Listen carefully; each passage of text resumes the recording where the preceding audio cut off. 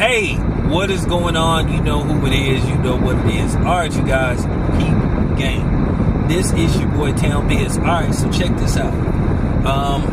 As I told you, as I thought, as I suspected, there's not going to be a August 16th fight. Not on a month's notice. I'm sorry. That is just not enough time to put together a press conference, a press tour, tickets, and all this kind of stuff. It just doesn't happen like that. And I kept trying to explain that to people, and they didn't want to listen. There will not be a rematch next month. You've been hearing the next best scenario is they can get this fight going in October. But you've been hearing that Tank wants to fight Jake Paul, and that's the fight that he's going to go forward with. Because at the end of the day, it's a big payday.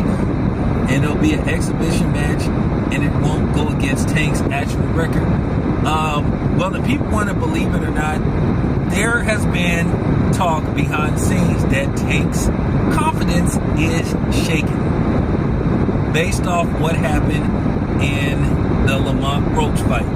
This is what happens when you build a guy up, when you build him up as a knockout artist, where you have him believing that he can knock anybody out and that he's going to have knockouts the rest of his career. Boxing doesn't work like that. Just doesn't.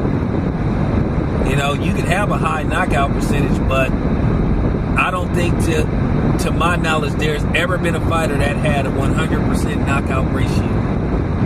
Arthur Beterbiev was the closest that came to a 100% knockout ratio.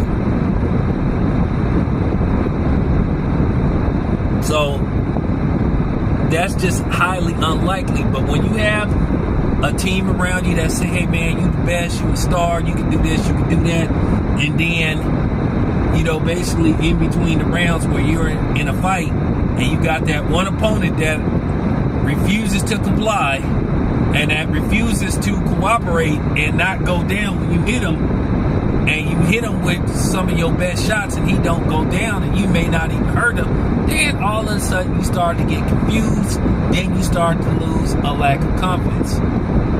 You saw it with Triple G, you saw it with a few other people, you know. And I think what's going on with Tank is that there is a lack of confidence due to the fact that a lot of people thought that Tank lost that fight to Lamont Roach.